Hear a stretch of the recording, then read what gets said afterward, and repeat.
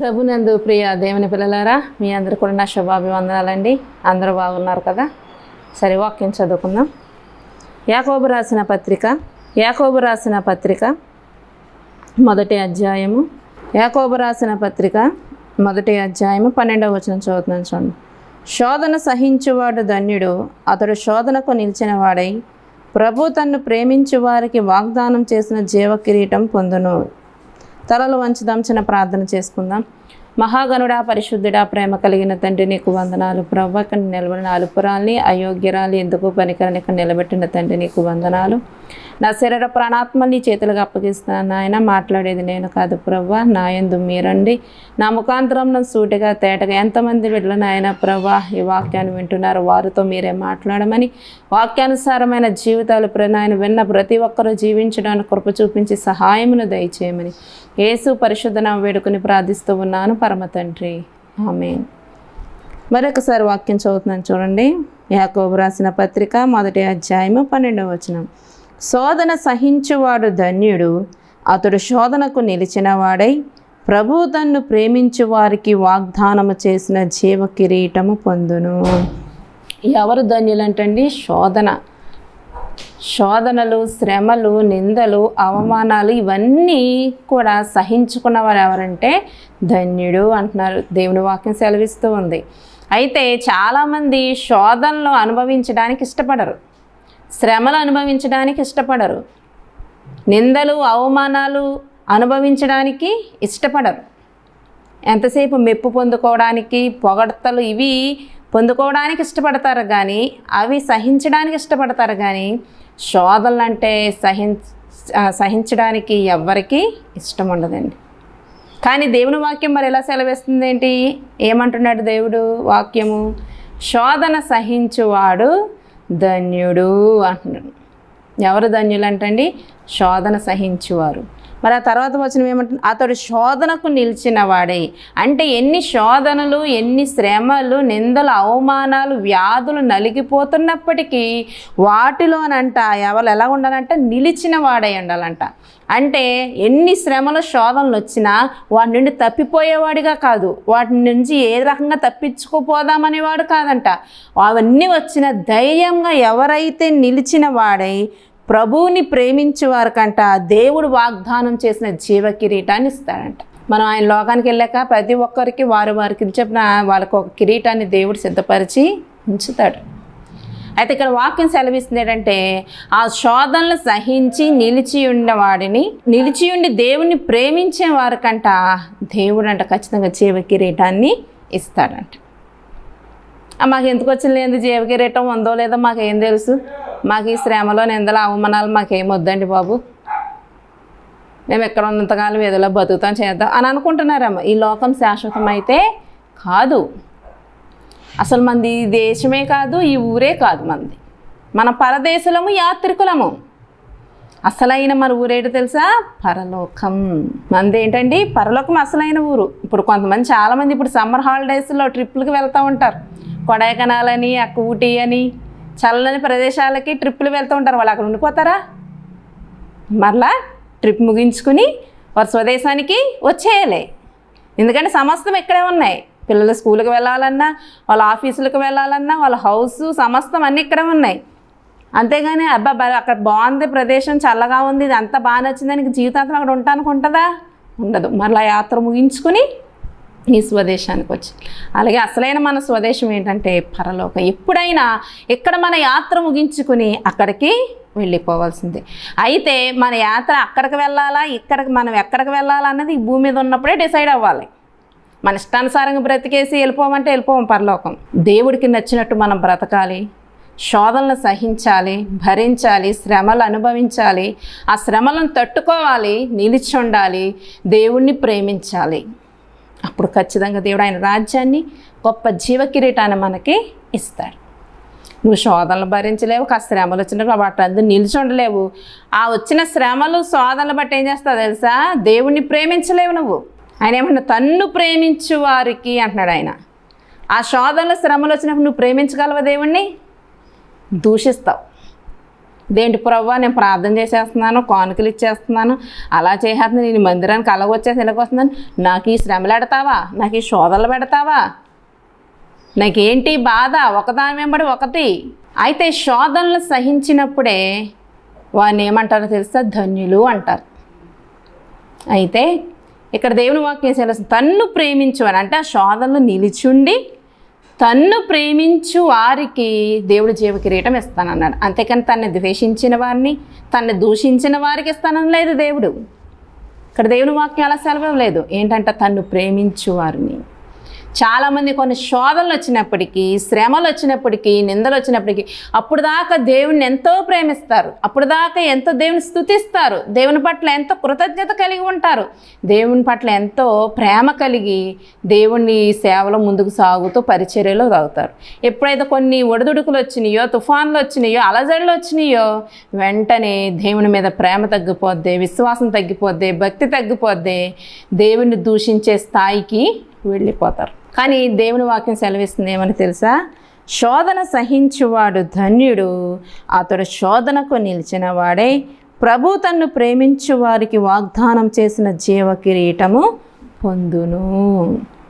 చాలామంది ఏమంటారండి, దేవుడు మమ్మల్ని చాలా శోధించేస్తున్నాడండి, దేవుడు ఎందుకు మమ్మల్ని ఎలాగో బాధ పెట్టేస్తున్నాడండి, బాధలు దేవుడే మమ్మల్ని గురి చేసేసాడండి, దేవుడి కంటే మేము ఇష్టం లేదండి, దేవుడు మా పట్ల పక్షపాతం చూపిస్తున్నాడండి, మేమంత నిజాయితీగా ఉన్నా ఎందుకు మాకు ఒడిదుడుకులు వస్తున్నాయో తెలియట్లేదండి, దేవుడు మా చేయి విడిచిపెట్టేశాడేమో, దేవుడు మా ప్రార్థన ఆలకించట్లేదేమో, దేవుడు మమ్మల్ని ఎందుకో చిన్న చూపు చూస్తున్నాడేమో. కానీ వారేంటండి అంత అలాగా పాప బ్రతుకులు బ్రతుకుతున్న వారి జీవితాలే బాగున్నాయి కదండి, వారి బ్రతుకులే బాగున్నాయి కదండి, మరి మా జీవితాలు ఎందుకు ఉన్నాయండి? అలాగని దేవుడు వచ్చిన బాధలను బట్టి దేవుడే మాకు పెట్టాడు, దేవుడు ఎందుకు పెట్టాడు ఈ శ్రమ, దేవుడు ఎందుకు కొట్టాడో ఈ బాధ, దేవుడు ఎందుకు పెట్టాడో ఈ వ్యాధి అని దేవుణ్ణి నిందించేవారిగా ఉంటారు. దేవుడు అంటే ఎవరిని శోధించినట్ట. కింద వచనంలో ఉన్నట్టు చూసారా, దేవుడు కీడు విషయమై శోధింపబడనేరడు. దేవుడు అంటే ఎవరిని కూడా వాళ్ళకి కీడు కలగాలని, కీడు జరగాలనే శోధించడంట. కానీ మనం ఏమంటాం, దేవుడే ఇచ్చేసాడు బాధ, దేవుడే పెట్టేసాడు ఈ శ్రమ, దేవుడే పెట్టేసాడు నింద, దేవుణ్ణి దూషించేవారు. కానీ ఎప్పుడు కూడా దేవుడు అంటండి మన కీడు విషయమై అయితే శోధించడంట, మనకేదో కీడు జరగాలని శోధించడంటండి దేవుడు. ఏ తల్లిదండ్రులు, ఈ లోకానుసారమైన తల్లిదండ్రులు తమ బిడ్డలకు కీడు చేయాలని కోరుకుంటారా? మనసున్న తల్లిదండ్రులు ఎవ్వరు కూడా తమ బిడ్డలకు కీడు చేయాలని కోరుకోరు. మరి చాలా యూట్యూబ్లో, ఫేస్బుక్లో చూస్తుంటే కొంతమంది కన్న తల్లిలే కడుపును పుట్టిన బిడ్డల అక్రమ సంబంధాల వల్ల ఎన్నో హింసలకు గురి చేసేస్తున్నారు. కన్న బిడ్డల్ని వాతలు ఎట్టేస్తాం, అటు కొట్టేస్తాం, వాళ్ళని చంపాలని వాటర్ టబ్లో ముంచేయడం. అండి అసలు కన్నతల్లేనంటానా అది అసలు అండ్ 9 మాసాలు 9 నెలలు కని పెంచిన కడుపు పుట్టిన బిడ్డనే ఎవరో పరాయి వ్యక్తి కోసం వారి సుఖానికి అడ్డొస్తాడని కడుపును పుట్టిన బిడ్డనే చంపేయాలని చూస్తాను. అటువంటి కన్నతల్లి అంటారా అసలు ఆవిడ్ని? అటువంటి కఠినాత్ములు చాలామంది ఉన్నారులేండి, అందరూ అన్నారు, నేను కొంతమంది. కానీ మనసున్న తల్లిదండ్రులు ఎవ్వరు కూడా తమ కడుపును పుట్టిన బిడ్డలు వాళ్ళు ఎంత దుర్మార్గులైనా సరే వాళ్ళు కీడు జరగాలి, వాళ్ళు నాశనం అయిపోవాలని అయితే ఎవరు కోరుకోరండి. వాడు ఏదో రకంగా బాగుపడాలి, ఏదో రకంగా వాడి జీవితం బాగోవాలి, కుటుంబాన్ని చక్కగా చూసుకోవాలి, వాడు ప్రయోజకుడు అవ్వాలని కోరుకుంటారు. అలాగే మన పరమ తండ్రి కూడా మనం నాశనం కోరుకోడండి. ఆయన మనం నాశనం అయిపోవాలని అయితే కోరుకోడు, మనం బాగుపడాలనే కోరుకుంటాడు ఆయన. అండ్ నీ బిడ్డ తప్పు చేస్తే ఏం చేస్తావు? ఒక దెబ్బ వేస్తావు. ఎందుకు వేస్తావు? మళ్ళీ తప్పు చేయకూడదని, అంతే కదా. అంతేగాని కోపం ఉందని, కసిగా ఉందని కొట్టేస్తావా? మళ్ళీ తప్పు చేయకుండా ఉండాలంటే ఒక దెబ్బ కొట్టాలి. దేవుడు అన్నాడు బెత్తం వాడాలని. అలాగే పరమ తండ్రి మనం దైవజనుల ద్వారా అనేక వాక్యాల ద్వారా బోధిస్తున్నప్పుడు విననప్పుడు దేవుడు ఏం చేస్తాడో తెలుసా? ఏదో ఒక దెబ్బ కొడతాడు. అది శ్రమ రూపంలోనో, వ్యాధి రూపంలోనో, నింద రూపంలోనో, అవమాన రూపంలో, అప్పుడైనా సరవుతాడు అని. అంతే తప్ప మనం కీడు జరగాలని దేవుడైతే కోరుకోడు. కాబట్టి మనం ఎన్ని శోధనలు వచ్చినా, శ్రమలు వచ్చినా మనం సహించుకోవాలి. ఆ వచ్చిన దాన్ని బట్టి దేవుణ్ణి దూషించకూడదు. దేవుణ్ణి ఏం చేయాలో తెలుసా? స్తుతించాలి. కానీ ఒక స్త్రీ ఉందండి, నయోమి. నయోమి ఆ బెత్లెహేములో కరువు వస్తే ఆ కుటుంబం అంతా ఏమైపోయిందంటే శాపగ్రస్తమైన దేశానికి వెళ్ళిపోయింది. వెళ్ళిపోయాక అక్కడ తన బిడ్డలకి పెళ్ళిళ్ళు చేసింది. అంతా బాగుందన్నప్పటికీ భర్త, బిడ్డలు కూడా చనిపోయారు. మగదిక్కు లేని కుటుంబము అయిపోయింది. తర్వాత ఏమైంది, మరలా బెత్లెహేముని దేవుడు దర్శించాడు. మరలా అక్కడ చక్కగా సమృద్ధి ఇచ్చాడని తెలుసుకుని మరలా ఆమె బెత్లెహేముకి వచ్చింది. వచ్చినప్పుడు కొంతమంది ఎవరన్నా చూడండి, ఎక్కడికన్నా ఇప్పుడు చాలామంది పనుల నిమిత్తం ఫ్యామిలీస్ ఏమైపోతుందంటే హైదరాబాద్ అని అనేక పట్టణాలకు వెళ్ళిపోతూ ఉంటున్నారు. వాళ్ళు ఏం చేస్తారు, ఎప్పుడైనా ఇక వాళ్ళు ఉన్న ఊరికి వచ్చినప్పుడు చుట్టుపక్కల అందరూ పలకరిస్తాకు వస్తారు కదా, అండ్ ఎలాగొన్నారు, చాలా రోజులైంది వెళ్ళిందని. ఎవరైనా రాక వస్తే అంతెందుకు కోయిటా, దుబాయ్ ఇవన్నీ వెళ్ళిపోయిన వాళ్ళు రాక వస్తే బంధువులు, ఇరుగు పొరుగు వాళ్ళు ఏం చేస్తారు, పలకరించడానికి వస్తారు కదా. అలాగే నయోమిని కూడా పలకరించడానికి వచ్చారంట. అప్పుడు నయోమి ఏమంటుందో తెలుసా, చదువుదాము ఒకసారి. రూతు గ్రంథము 1వ అధ్యాయము 19వ వచనం చదువుతున్నాను చూడండి. వారు బెత్లెహేమునకు వచ్చినప్పుడు ఆ ఊరి వారందరూ వారి యొద్దకు గుంపు కూడి వచ్చి, ఈమె నయోమి కదా అని అనుకొనిచుండగా, ఆమె సర్వశక్తుడు నాకు చాలా దుఃఖము కలుగజేసెను గనుక నన్ను నయోమి అనక మారా అనుడి అంటుందంట. ఎవరు ఆవిడికి దుఃఖం కలుగజేశాడంటండి? సర్వశక్తిమంతుడంట ఆవిడికి దుఃఖం కలుగజేశాడంట. సర్వశక్తుడు ఆ దేవుడేమన్నా మీ కుటుంబం అంతా మోయా వెళ్ళిపోండి అని చెప్పాడా? అక్కడ కరువు అనేది వారి కుటుంబానికి ఒక్క కుటుంబానికే రాలేదు, అక్కడ చాలా కుటుంబాలు ఉన్నాయి. మరి వాళ్ళు ఎవరు ఎందుకు వెళ్ళలేదు? వాళ్ళు దేవుని వైపు చూశారు. ఆ శ్రమల్లో, ఆ కరువులో నిలిచి ఉన్నారు. అక్కడ ఇందా మనం చదువుకున్నాం కదా, శ్రమల్లో నిలిచిన వారే ప్రభువుని ప్రేమించు వారికి ఆయన జీవ కిరీటాన్ని ఇస్తాడు. వీళ్ళ కరువులో నిలిచి ఉండి దేవుని స్తుతించారు, దేవునికి ప్రార్థన చేశారు, దేవునికి మొరపెట్టారు, నిలిచి ఉన్నారు అక్కడ. కాబట్టి దేవుడు వారి మొర ఆలకించి, వారి ప్రార్థన ఆలకించి మరలా అక్కడ సమృద్ధిని దయచేశాడు. మరి వారందరితో పాటు వీరి కుటుంబం కూడా అక్కడే ఉండి చక్కగా వారందరితో పాటు కూడా వాళ్ళు కూడా దేవుని ప్రార్థన చేసి, చేసిన తప్పులుంటే క్షమించమని అడిగి దేవుని మొరపెడితే ఆయన ఇవ్వలేదా? అక్కడ అంతమంది అడిగిన వీళ్ళు కూడా అడగచ్చు కదా. చాలామంది చేసి తప్పు ఏంటంటే అక్కడ సమస్య వచ్చింది అనగానే ఆ సమస్య నుంచి పారిపోతున్నారు. ఈ నయోమి కుటుంబం అలాగెళ్ళిపోయింది. పైగా ఏమంటుందండి, సర్వశక్తిమంతుడు నాకు దుఃఖము కలుగజేశాడంట. దేవుడు వెళ్ళమని చెప్పలేదే, నీ అంతటి నువ్వే, నీ కుటుంబం నువ్వు వెళ్ళిపోయారు. ఆ శాపగ్రస్తమైన దేశానికి వెళ్ళి నీ కుటుంబానికి శాపము తెచ్చుకున్నావు. చాలామంది కూడా కొంతమంది దైవజనులు చెప్తారమ్మా, అమ్మ అది మంచిది కాదు, ఇది మంచిది కాదు, అలా వెళ్ళడం మంచిది కాదు, ఎందుకని చెప్తున్నాను, మంచిగా ఇక్కడే ఉండి చక్కగా చూసుకోండి, ఆ పని మంచిది కదా, పని చక్కగా చెబుతారు, వినాలని, వారు బాగుపడాలనే చెప్తారే తప్ప వారు నాశనం అయిపోవాలని చెప్పు. కానీ మాట వినరు. ఆయన మేము బాగుపడిపోతే ఆయన కుళ్ళు, అసూయ, అందుకే ఎక్కడికి వెళ్ళదనని వారిలో వాళ్ళు అనుకుంటారు. వెళ్ళింది ఏం కలుగజేశాడంటండి దేవుడు, సర్వశక్తిమంతుడు నాకు దుఃఖము కలుగజేసినాడంట. 21వ వచనం చూస్తే, నేను సమృద్ధి గల దానినై వెళ్ళి తిని యెహోవా నన్ను రిక్తిరాలినిగా తిరిగి రాజేసెను. మీరు నన్ను నయోమి అని పిలవనేలా? యెహోవా నా మీద విరుద్ధంగా సాక్ష్యం పలికెను, సర్వశక్తుడు నన్ను బాధపరిచెను అని వార్త చెప్పింది. ఆమె ఎలాగెళ్ళిందంటండి, సమృద్ధికి వెళ్ళిపోయిందంట. సమృద్ధిగా ఉంటే వెళ్ళడం ఎందుకు? అక్కడ ఆల్రెడీ ఫస్ట్ వచనంలోనే చెప్పింది. అక్కడ ఏమొచ్చిందంటే కరువు వచ్చింది. కరువు వచ్చిందని అక్కడ ఫస్ట్ అధ్యాయంలోని ఫస్ట్ వచనంలో రాసి ఉంటే ఇప్పుడు ఏమంటుంది, నేను వెళ్ళినప్పుడే సమృద్ధిగానే అంత మూటలన్నీ చక్కగా పెట్టుకునే నేను వెళ్ళాను, దేవుడు నా మీద విరుద్ధంగా సాక్ష్యం చెప్పాడు, నన్ను బాధపరిచాడు. చూసారా, ఇలాంటి వాళ్ళు ఉంటారండి ఈ లోకంలో. ఇప్పుడు కూడా చాలామంది వారు స్వతహా అంటే వారి చేతులతోనే వాళ్ళు చేసుకుంటారు, అవి తెచ్చుకుంటారు, ఆ శ్రమలు, ఆ శోధనలు. అవి ఎవరు తెచ్చారంటారు తెలుసా? దేవుడు తెచ్చాడు, దేవుడు పెట్టాడు. ఈ నయోమి కుటుంబం వారంతటి వారేగా తెచ్చుకున్నారు అది. కానీ ఏమంటుంది ఆవిడ, దేవుడే నన్ను బాధపరిచాడు, దేవుడే నాకు దుఃఖం కలుగజేశాడు, దేవుడే నా మీద విరుద్ధంగా సాక్ష్యం పలికాడు. ఇంకా అన్నీ ఎవరి మీద పెట్టేస్తుంది? దేవుడి మీద పెట్టేస్తుంది. అలాగా నువ్వు ఉన్నావా ఈరోజు? కొన్ని సమస్యలు నీ అంతటి నువ్వే తెచ్చుకుని, కొన్ని శోధనలు, శ్రమలు నువ్వే తెచ్చుకొని, దేవుడే పెట్టాడు నాకు, ఏం దేవుడో ఏంటో, ఎందుకు వచ్చిన దేవుడో ఏంటో అని దేవుణ్ణి నిందించేవారిగా ఉన్నారా మీరు? దేవుణ్ణి నిందించడానికి మనం సరిపోం. మనం ఏ పాటి వాళ్ళమండి? ఆయన కృప వల్ల మనం బ్రతుకుతున్నాం. ఆయన కాలు గోటికి కూడా మనం సరిపోం. ఆయన సన్నిధిలో రావడానికి కూడా మన అర్హులం కాదు. మన పెదవులతో స్తుతించడానికైనా ప్రార్థించడానికైనా మనం అర్హులమైతే కాదు. ఆయన కృప మన మీద ఉంది కాబట్టి, ఆయన మనల్ని ప్రేమిస్తున్నాడు కాబట్టి ఆయన సన్నిధిలోనికి, ఆయన మందిరంలోనికి రాణిస్తున్నాడు. ఆయన ప్రార్థించడానికి చక్కని స్వరము ఇస్తున్నాడు. ఆయన చూడడానికి మన చక్కని కన్నులు ఇస్తున్నాడు. కానీ ఇంకా దేవుడు అలా చేశాడు, ఇలా చేశాడు, ఏం దేవుడో ఏంటో, ఇంతకు వచ్చిన దేవుడో అని దేవుని దూషించేవారుగా మనం అయితే ఉండకూడదండి. దేవుని దూషించడానికి మనం సరిపోము. ఏ పాటి వారం మనం అసలు. ఇంకా ఆయన కృప మన మీద ఉండి, ఆయన ప్రేమ మన మీద ఎంతటి ఘోర పాపులమైన మనల్ని క్షమించుకుంటూ పోతున్నాడు. ఆయన ఒక్క నిమిషం ఆయన క్షమాపణ పక్కన పెడితే భూమి మీద ఒక్కరు మిగలరు. కాబట్టి మన దేవుని శోధించకూడదు, దేవుని మీద నిందించకూడదు, దేవుని మీద మనం అబద్ధ సాక్ష్యంలో పడకూడదు. దేవుని అనేంతటి వారం మనం కాదు. శోధనలు ఎన్ని శ్రమలు వచ్చినప్పటికీ మనం సహించాలి, భరించాలి, నిలిచి ఉండాలి. అలా ఎవరన్నా తెలుసా? యోబు భక్తుడండి. యోబు భక్తుడు నిజంగా ఆయనకు వచ్చిన శ్రమలు చూస్తే అసలు ఆ శ్రమల్లో మనమైతే ఏం చేస్తాం తెలుసా?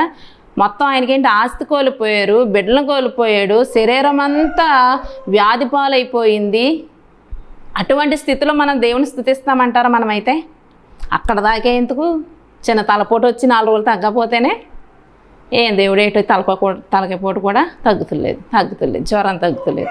4 రోజులు హాస్పిటల్లో ఉన్నామనుకోండి, చూసారా మమ్మల్ని హాస్పిటల్లో ఉన్న దేవుడు ఏం చేయలేకపోతున్నాడు, మమ్మల్ని స్వస్థపరచలేకపోతున్నాడు చిన్న జ్వరాలకే. కానీ యోబుకు వచ్చిన కష్టం వస్తే మనం అసలు ఇంకా దేవుడికి ఒక నిమిషమైనా ప్రార్థన చేయగలమంటారా? మనం చేయలేము. కానీ యోబు భక్తుడి మట్టికండి తనకు వచ్చిన శ్రమలను బట్టి, నిందలు బట్టి, అవమానాలను బట్టి, భార్య ద్వేషించి, స్నేహితులు ద్వేషించి, ఎవ్వరు ఆదరించకుండా ఉన్నప్పటికీ దేవుని విడిచిపెట్టలేదు.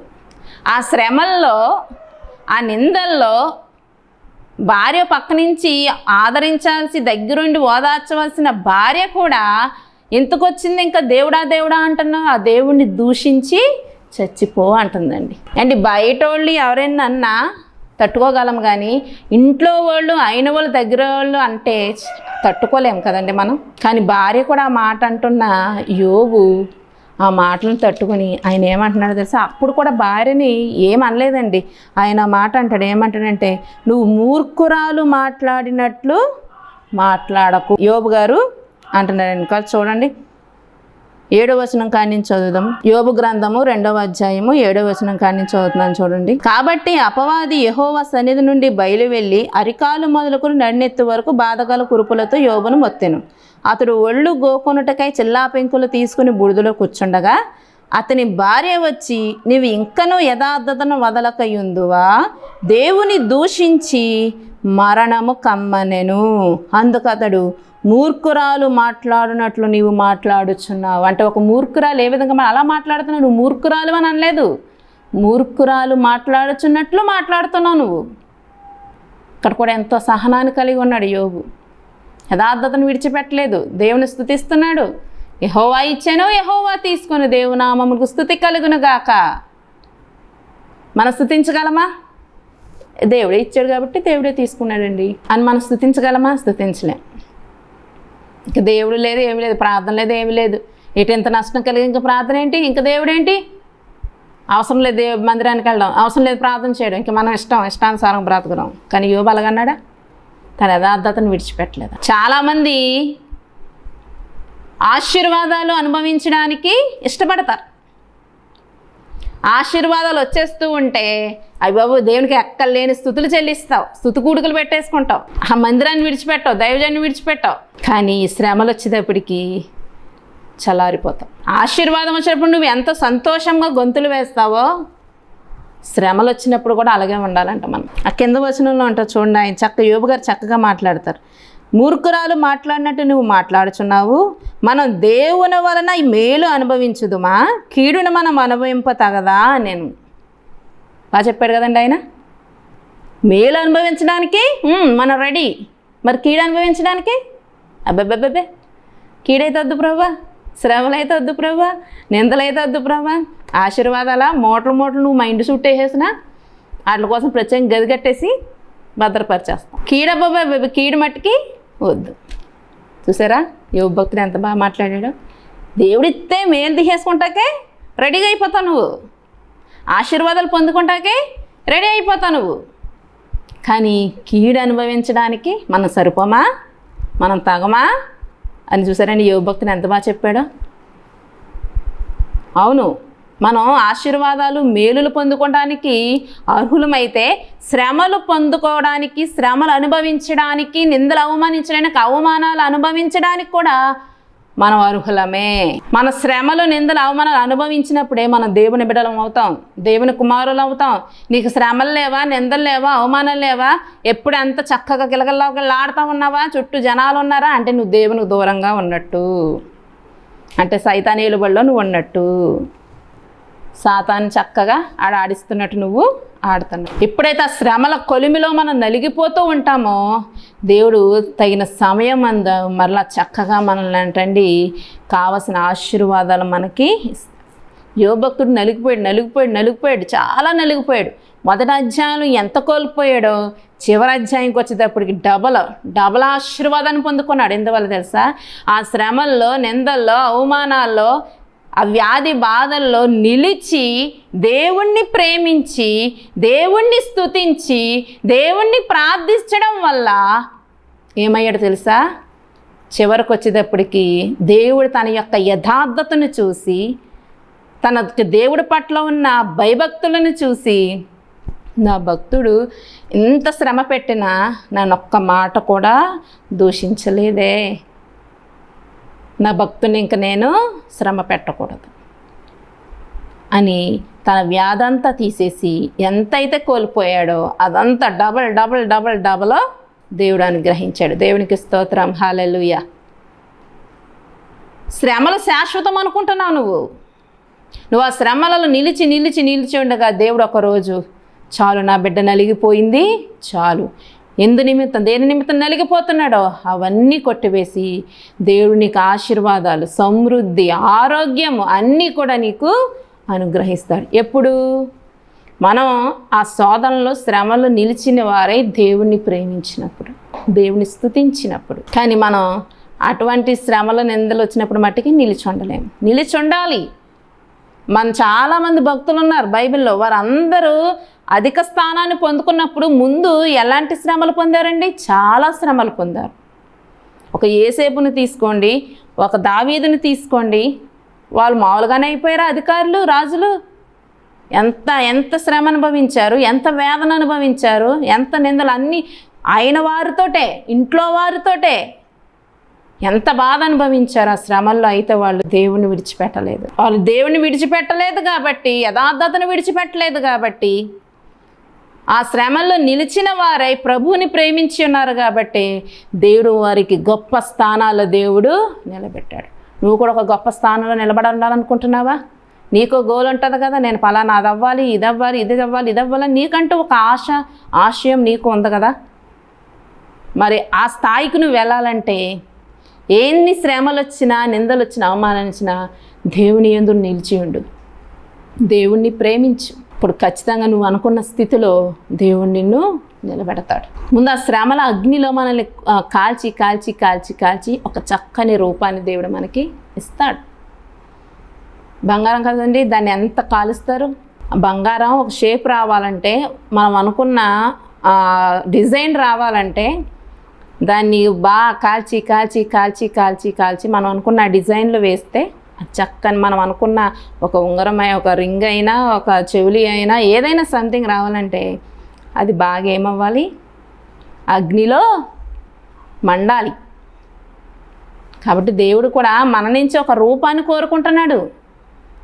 ఆయన అనుకున్న స్వరూపంలోనికి రావాలనే మన శ్రమలను అగ్ని కొలిమిలో కాల్చేస్తున్నాడు. ఆయన ఎప్పుడైతే నాకు కావాల్సిన రూపం వచ్చేసింది ఆయన ఎప్పుడైతే అనుకుంటాడో అప్పుడు ఆగిపోతాయి నీ శ్రమలు. లేదా ఆయన అనుకున్న రూపం వచ్చేంత వరకు నిన్ను శ్రమల కొలిమిలో కాల్చుతూనే ఉంటాడు ఆయన. కాబట్టి ఇప్పటికైనా ఏమైనా సరి చేసుకోవాల్సి ఉంటే సరి చేసుకో. శోధనలు వచ్చినప్పుడు ఆ శోధనను తప్పించుకుని పోయేవారుగా కాకుండా ఆ శ్రమల్లో, ఆ నిందల అవమానాలను తట్టుకొని సహించుకొని దేవుని ఎదుట, అంటే శోధనలో నిలిచి, ఆ శోధనలు వచ్చిన పారిపోతాం కాదు, ఆ శోధనలు మనం ఏమై ఉండాలి?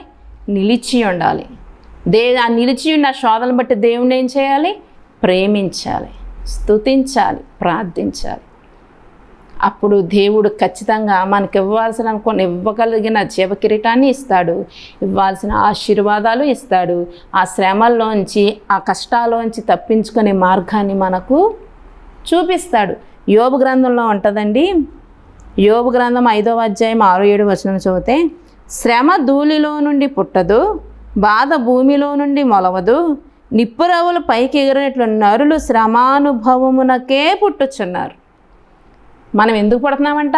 శ్రమలు అనుభవించడానికే పుడుతున్నాం.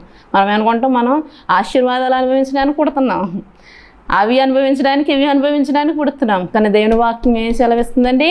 నిప్పురవ్వలు పైకి ఎగిరినట్లు నరులు శ్రమానుభవమునకే పుట్టుచున్నారు. మన శ్రమలు అనుభవించడానికే పుడుతున్నాం. కానీ ఏంటో శ్రమలు, ఎందుకు వచ్చిన నిందలు, అవమానాలని అంటాం. కాదంట.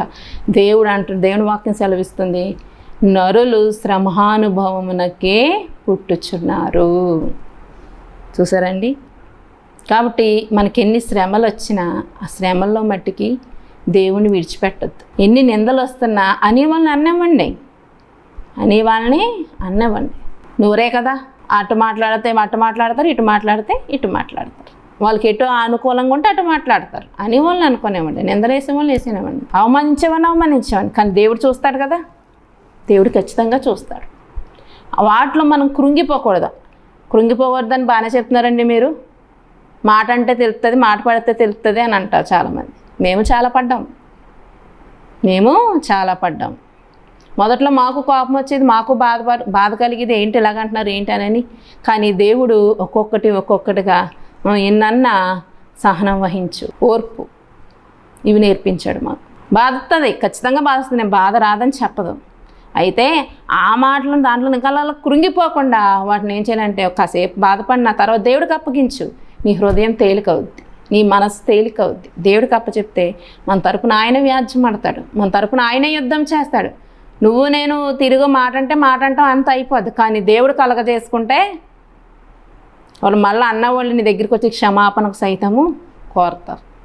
దేవుడు కలగజేసుకుంటే అలా ఉంటుంది, నువ్వు నేను కలగజేసుకుంటాం కాదు. దేవుడు కలగజేసుకున్నారా? ఎవరైతే నేను నిందించారో, అవమానించారో వాళ్ళు వచ్చి తప్పు అయిపోయింది, తప్పుగా మాట్లాడాను, మీకు క్షమించమని అడిగేలాగా దేవుడు చేస్తాడు. కాబట్టి ఎన్ని శ్రమలు, నిందలు, అవమానాలు వచ్చినా నువ్వు దేవుని యందు నిలిచి ఉండు, శ్రమల యందు నిలిచి ఉండు, దేవుని ప్రేమించు. ఇప్పుడు దేవుడు ఖచ్చితంగా ఆయన ఇవ్వాలనుకున్న జీవ కిరీటాన్ని నీకు ఇస్తాడు, ఆయన ఇవ్వాలనుకున్న ఆశీర్వాదం నీకు ఖచ్చితంగా ఇస్తాడు. అట్టి కృప దేవుడు మనందరికీ దయచేయునుగాక. ఆమె ప్రార్థన చేసుకుందాం. మహాగణుడైన తండ్రి నీకు వందనాలు. అవునయ్యా, శోధనలు సహించేవాడు ధన్యుడని మాకు ఈరోజు వాక్యం ద్వారా మాతో మాట్లాడు. అవును నాయన, ఎన్ని శోధనలు వచ్చినప్పటికీ వాళ్ళు తట్టుకునే శక్తిని ఎంతమంది బిడ్డలైతే ఈ వాక్యాన్ని విన్నారో వారందరికీ మీరు దయచేయండి. వారందరితో మీరు మాట్లాడండి, దర్శించండి బిడ్డలను ప్రభువా. నాయన నీ యందు నిలిచి ఉండేవారుగా వారి హృదయాలను మీరు సిద్ధపరచమని నీ కృపతో నింపమని యేసు పరిశుద్ధ నామమున వేడుకుని ప్రార్థిస్తూ ఉన్నాను పరమ తండ్రి. ఆమేన్. Praise the lord.